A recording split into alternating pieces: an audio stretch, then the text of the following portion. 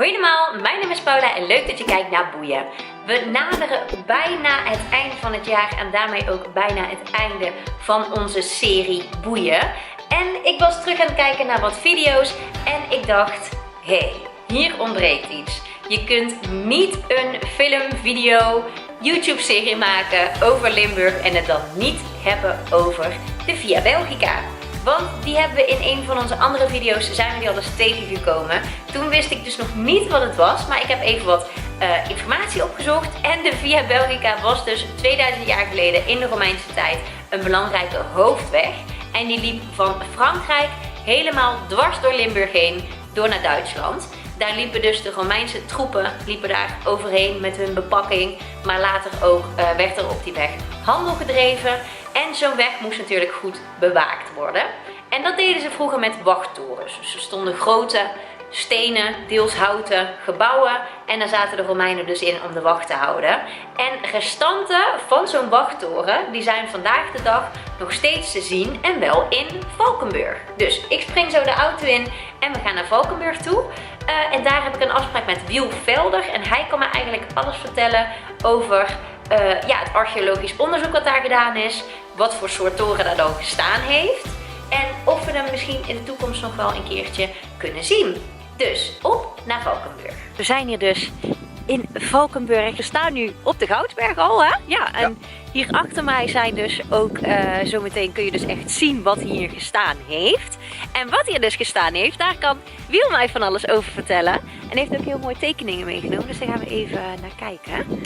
Want Wiel, wat zien we hier nu precies? Nou, wat je hier ziet is een tekening die gemaakt is door de archeologen die in 2002 de ruïne, althans de verdedigingsresten van de wachttoren onderzocht hebben. Ja, nou, die archeologen die halen uit die laagjes en alles wat ze daarin vinden aan scherven en bouwpuin en resten van een mogelijke brand, stukjes hout. Ja, want de toren heeft in brand gestaan, of niet? Ja, waarschijnlijk wel. Althans, dat vermoeden ze. Ze hebben hier, de archeologen vinden in die grondlaagjes zoveel verkoolde houtresten. Dat ze op basis daarvan denken dat die gebrand heeft. Ja. Dit zijn de funderingen die ze hebben opgegraven. En daar middenin zie je 4 van die rondjes. Ja. En dat zijn de restanten van paalgaten. Daar hebben hele dikke, zware eikenhouten palen in gestaan. En die hebben waarschijnlijk de vloer gedragen. Knappe jongens, die Romeinen. Ja, en als je dat dan vervolgens projecteert over de omwalling die nu nog in het landschap te zien is. Kijk, dan krijg je hier dus die funderingsresten. Ja, wat goed. Je ziet hem ook echt hier zo ja, je ziet omhoog echt hier komen. Een stukje van de greppel, hè, waar die houten staken in gestaan hebben. En daarachter was ook weer een bultje opgeworpen, hè, voor een omwalling. En daar binnenin, daar stond die wachttoren. Ja. En de archeologen die hebben al die puzzelstukjes in elkaar gezet.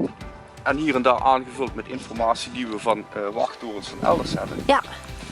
En dan kun je ongeveer reconstrueren hoe die eruit gezien moet. Daar is hij. Ja. Daar is hij, kijk eens. Prachtig. Met de gracht, met de staken, met het walletje. Daarop een houten palissade. En daar binnenin heel die erg mooi. Dus we lopen er even naartoe. Het Via Belgica meubel. Ik ben wel heel erg benieuwd. En inderdaad prachtig uitzicht vanuit hier. Geweldig. Nou, ik snap wel dat die Romeinen hier gezeten hebben.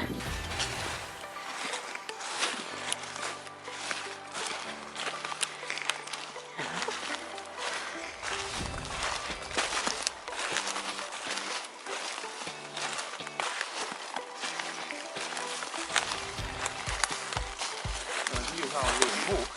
Aha. Randje staan. Kijk eens. Dan zie je hier dat we weer Kijk. boven op die wal staan en dat hij hier weer naar beneden zakt. Ja, want hier zie je hem zo Ja. weer terug naar beneden lopen. We Dus zijn net over de funderingen van de wachttoren. ja, hier staan we op het hoogste puntje van het plateau. Ja. En dan moeten we ons eigenlijk voorstellen, de bomen staan er inderdaad heel mooi voor. En een kringetje omheen en dan moet je voorstellen dat hier een grote wachttoren heeft gestaan.